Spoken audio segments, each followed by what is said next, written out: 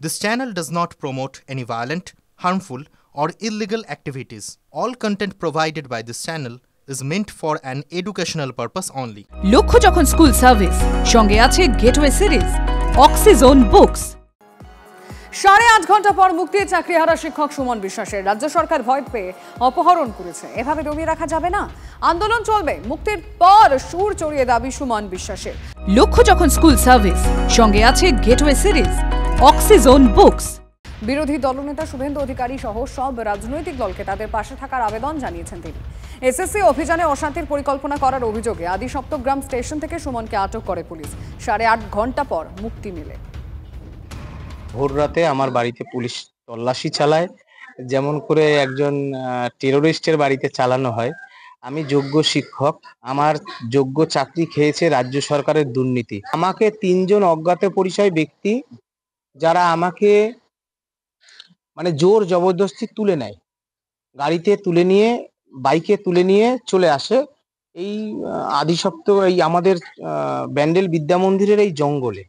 আমাদের আন্দোলনে যাতে আমরা করতে না পারি সেজন্যই এভাবে আমাকে আটকানোর চেষ্টা। মিথ্যা অভিযোগে যখন আমাদের আন্দোলনের চাপে পশ্চিমবঙ্গ চোর দুর্নীতিগ্রস্ত সরকার একেবারে খান তখন আমাকে আমাদের পথ রুখে দেওয়ার জন্য এই ষড়যন্ত্র করেছে। যখনই রাজ্য সরকারের বিভিন্ন অপকর্মকে তার প্রতিবাদে কেউ যখন রাস্তায় নামে তখন তাদের কণ্ঠরোধ করার চেষ্টা করে, যেমন করে কলতান দাশগুপ্ত সিপিআইএম নেতা তার ক্ষেত্রে করেছে। ঠিক তদ্রূপ যে কাজের সাথে আমরা যুক্তই নই, আমি সুমন বিশ্বাস যুক্ত নয়, আমাকে দিয়ে চালিয়ে আমাকে মাটিতে পুঁতে দেওয়ার, গ্যারেজ করে দেওয়ার গভীর ষড়যন্ত্র করছে। চোর সরকারের বিরুদ্ধে, চোর এসএসসির বিরুদ্ধে আরো ভয়ঙ্কর আন্দোলন হবে। আমি মাননীয় মুখ্যমন্ত্রীকে 100 টাইম চিঠি দিয়েছি। আমার জীবনের আশঙ্কা আমি বোধ করছি, আপনি আমাদের সুরক্ষা দিন। আমার যে সম্মানহানি করা হয়েছে এই পুলিশের বিরুদ্ধে আমরা আইনানুগ ব্যবস্থা করব। এক ভিডিও, ওখানে একটা চ্যাংড়া অফিসার আছে অনিশ বলে, ওই চ্যাংড়া অফিসারের কুকীর্তি এটা। সুমন বিশ্বাস এ কাজ করতে পারে না।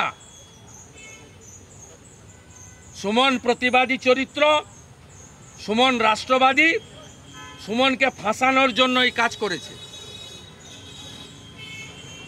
ওরা একটা চ্যাংড়া পুলিশ অফিসার হয়েছে, হিরো সেজেছে অনিশ বলে, ওই এই কাজটা করেছে। মিছিল করতে দেবো না, প্রতিবাদ করতে দেবো না, মুখ খুলতে দেবো না, আপত্তি করতে দেবো না। এও করলেই পুলিশ ডান্ডা মারবে, লকআপে নিয়ে যাবে। কার্যত পুলিশ আইনের শাসন এ রাজ্যে নেই। পুলিশ যে আইন বোঝে বা জানে, সংবিধান যা বলে সেই শাসন নেই। শাসকের আইনে যদি পুলিশকে চলতে হয় তাহলে একের পর এক ভুল, ভ্রান্তি এবং বেঠিক কাজ হচ্ছে। তাদের দাবি আদায়ের জন্য যেটা জরুরি সেই আন্দোলন যাতে না করতে পারে, তাই সে আন্দোলনকে মাঝপথে ভেস্তে দেওয়ার জন্য পশ্চিমবঙ্গ সরকারের নির্দেশে পশ্চিমবঙ্গের পুলিশ সেই সমস্ত যোগ্য অথচ বঞ্চিত শিক্ষকদের যে দাবি, যে আন্দোলন, তাকে তারা বাধা দিতে চাইছে। এটার মধ্যে কোনো নতুনত্ব নেই, এটাই তৃণমূল। চাকরিহারা শিক্ষক রেজাউল হকের জামিন মঞ্জুর করল বিধাননগর আদালত। রেজাউলের বিরুদ্ধে যে সকল ধারা দেওয়া হয়েছিল সেই অনুযায়ী আদালতে কোনো তথ্য প্রমাণ দিতে পারেনি পুলিশ। সিজার লিস্টে থাকা ফোন রেকর্ডের ডিভাইসটা কোথায়, প্রশ্ন তোলে আদালত। পিপির উদ্দেশ্যে এসিজিএম বলেন, আপনি শুধু সরকারের প্রতিনিধি নন, কোর্টেরও অফিসার। পুলিশকে হুমকি দেওয়া হচ্ছে, এ ধরনের কোনো তথ্য প্রমাণ নেই, পর্যবেক্ষণ আদালতের।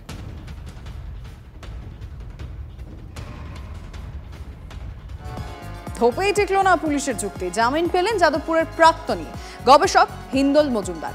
আফতাব আনসারির সঙ্গে হিন্দলের তুলনা করেও ধাক্কা রাখছে। গ্রেফতারির 5 দিনের মধ্যে যাদবপুরের প্রাক্তনীর জামিনের বিরোধিতা করে যে হেফাজতের আবেদন জানায় সরকার এবং হোয়াটসঅ্যাপ চ্যাটে কোর্টে পেশ করে জামিনের বিরোধিতা করেছে রাজ্য। তথ্য প্রযুক্তি আইনে মামলা নয় কেন, প্রশ্ন বিচারকের। ঘুমোবো এখন বাড়ি গিয়ে, আর কিছু না। কি কালেক্ট করলে? ব্যাগ, ক্যামেরা, এইগুলো। এটা কি দিল্লি এয়ারপোর্টে যেগুলো গিয়েছিল? পুলিশের ব্যবহার কেমন দেখি? যথেষ্ট ভালো, খুব প্রফেশনাল, কোনো আপত্তি নেই পুলিশের ব্যবহার। হ্যাঁ, আর এদিকে একদম আফতাবান সেটির সঙ্গে তোমার তুলনা। ভেরি আনফরচুনেট, ভেরি আনফরচুনেট, খুবই দুর্ভাগ্যজনক। তুমি কি বলবে? খুব দুর্ভাগ্যজনক, আর কিছু বলার নেই। আমি টেররিস্ট নই, বললাম আপনাকে, ব্যাস। আর একটা বিষয় যে এই যে পুলিশের মূল অভিযোগ হচ্ছে ওখান থেকে প্ল্যান করেছে গোটা বিষয়টা। এটা সাবজুডিস, এটা সাবজুডিস ম্যাটার, সাবজুডিস ম্যাটার, আইনজীবীরা বলবেন যা বলার। আর স্পেনে ফিরতে পারবে? আমি জানি না, আমি জানি না, গবেষণা করতে চাই, গবেষণা কন্টিনিউ করতে চাই, দেখা যাক। বেল পেয়ে গেছে, খুশি।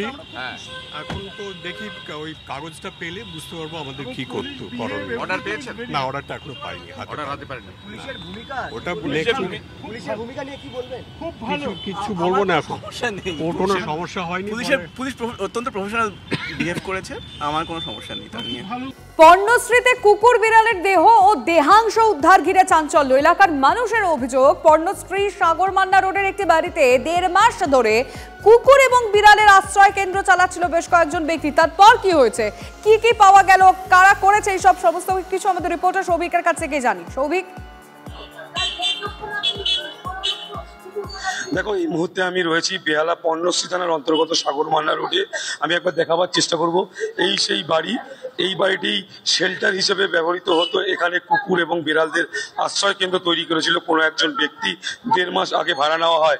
বেশ কয়েকদিন ধরে স্থানীয় মানুষজন অভিযোগ করছে যে পচা গন্ধ পাচ্ছে, এবং সেই গন্ধ আমরা এখানে এসে উপভোগ করছি।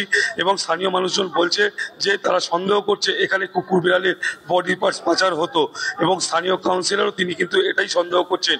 গতকালকে যখন স্থানীয় মানুষজন এখানে এসে যখন বলে যে দরজা খুলুন, আমরা ভিতরে ঢুকে দেখবো, তখন প্রথম অবস্থায় কিন্তু দরজা খোলা হয়নি। পরবর্তীকালে বেশ কিছু ডগ লাভার সংগঠন এবং স্থানীয় মানুষজন বলপূর্বক ভিতরে ঢোকে, এবং ঢুকে ভিতরে দেখতে পায় যে বুঝতে পারছি সৌভিক, এর পিছনে কি কারণ রয়েছে তুমি নজর রাখো। তো জানতে পারছি যে এরকম কুকুর এনে তারা হয়তো মৃত হোক বা বেড়াল তারা মৃত, তাদের সবকিছু নিয়ে এখানে হয়তো বডি নিয়ে এদিক ওদিক করে তাদের সাপ্লাই করা হতো। এখন এখানে খালি আমার 132 নম্বর ওয়ার্ডে না, আরো 3-4টে ওয়ার্ড এর সঙ্গে যুক্ত, সেই ওয়ার্ডগুলোকেও ধরুক। এই মুহূর্তে বড় খবর আপনাদের জানিয়ে রাখি, আনন্দপুরে যুগলের অন্তর্ধান রহস্যের নয়া মোড়। খাল থেকে যুবকের মৃতদেহ উদ্ধার, এই মুহূর্তে দাঁড়িয়ে বড় খবর। আমি কথা বলবো সুশোভনের সঙ্গে। সুশোভন, কি মানে যুবকের দেহ পাওয়া গেল, আর যুবতীর কি খবর? দেখো, এখনো পর্যন্ত যার দেহ পাওয়া গেছে তার নাম পরিচয় কিছু জানা যায়নি। পরবর্তীকালে শনাক্ত করে নির্দিষ্টভাবে বলা যাবে যে সেটা কার দেহ, এবং যে যুবক বা যুবতীর কথা আমরা সকাল থেকে বলছি আদৌ সেটা তার কিনা সেটা পরে তদন্ত করে দেখা যাবে। তোমাকে পারিপার্শ্বিক তথ্যগুলো দেখাচ্ছি। তুমি দেখতে পাচ্ছ আনন্দপুর থানার আধিকারিক সহ একেবারে যেই ভ্যান আনা হয়েছে দেহ নিয়ে যাওয়ার জন্য। যদিও এটি কার দেহ এই মুহূর্তে বলা সম্ভব নয়, তার কারণ পরবর্তীকালে এই দেহ নিয়ে যাওয়ার পর শনাক্ত হবে, তারপর ময়নাতদন্ত হয়ে মৃত্যুর কারণ স্পষ্টের পাশাপাশি এই দেহটি কার সেটা নিশ্চিতভাবে তখন বলা যাবে। এবং এই মুহূর্তে কিন্তু তোমাকে বলা যায় যে যথেষ্ট একটি দেহ যেহেতু উঠে এসছে, সেক্ষেত্রে কিন্তু যথেষ্ট চাঞ্চল্য ছড়িয়েছে, পুলিশের মধ্যে যথেষ্ট উদ্বেগ দেখা যাচ্ছে। তার কারণ যেটা দেখা গেছিল যে গতকাল একটা যুবতী সঙ্গে এক যুবকের গন্ডগোল খবর আসে, তারপর থেকে সকালে সার্চ অপারেশন করা হয়েছে, তারপরে হঠাৎ করে আরেকটি দেহ দেখা যাচ্ছে। অর্থাৎ এই দেহটি কার সেটা এখনো পর্যন্ত নিশ্চিতভাবে বলা সম্ভব না হলো। পরবর্তীকালে কিন্তু পুলিশ তদন্ত করবে। পরিচয় জানাটা এই মুহূর্তে সবথেকে গুরুত্বপূর্ণ বিষয়, নজর থাকবে আমাদের। বারুইপুরের রাস্তায় প্রকাশ্যে ছুরি মেরে খুনের অভিযোগ, পলাতক অভিযুক্তদের বাড়িতে চড়াও ভাঙচুর, ব্যাপক উত্তেজনা ছড়ায় বারুইপুরের টগরবেড়িয়ায়। অভিযোগ, টগরবেড়িয়ার বাসিন্দা শুভঙ্কর মণ্ডল নামে এক যুবকের ওপর চড়াও হয় তার সঙ্গী সাথীরা। ছুরি মেরে খুনের অভিযোগ ওঠে, আর এরপরই এলাকা ছাড়া অভিযুক্ত অরূপ পাটালি, রাকেশ মণ্ডল। খুনের ঘটনা জানাজানি হতেই রাকেশ অরূপের বাড়িতে চড়াও হন শুভঙ্করের পাড়ার লোকজন। টগরবেড়িয়ার একটি যুবককে তুলে নিয়ে যাওয়া হয় বলে অভিযোগ। এই ঘটনায় ব্যাপক আতঙ্ক ছড়িয়ে পড়ে টগরবেড়িয়ায়। এলাকার পুলিশ টহল ও ক্যাম্পের দাবি করেন স্থানীয়রা। দেখলাম কিছু ছেলে বাইক নিয়ে এসে বাড়ির ভিতর ঢুকলো, ঢুকে ওনাদের বাড়ি ভাঙচুর করেছে। তা আমরা তো এখানে পাড়ার মধ্যে বাস করে আছি, খুবই ভয়ের মধ্যে, আতঙ্কের মধ্যে। আমরা বাচ্চা কাচ্চা নিয়ে এখানে ঘর করি। তা আমরা চাইছি কিছু পুলিশ প্রোটেকশন যদি এখানে দেয়, আমরা একটু সাহস পাই, আমরা রাস্তাঘাটে বেরোতে পারি। আমরা ভয়তে রাস্তাঘাটে বেরোতে পারি না। সন্ধ্যের পরে আমরা কেউ বেরোতে পারছি না, আমাদের বাচ্চা কাচ্চা পড়তে যেতে পারছে না, আতঙ্কের মধ্যে রয়েছে। কিছু ছেলে আমাদের গ্রামে এসেছিল, এসে ঘরবাড়ি সব ভাঙচুর করেছে, করে আমাদের গ্রামের একটা ছেলে তুলেও নিয়ে গেছে। আমরা খুব আতঙ্কিত আছি। বারুইপুর পুলিশ জেলাকে জানাবো আমরা নিরাপত্তা চাই। ম্যানেজিং এডিটর অমৃতাংশু ভট্টাচার্যের সঙ্গে দেখুন না বললেই নয় রাত 8:55।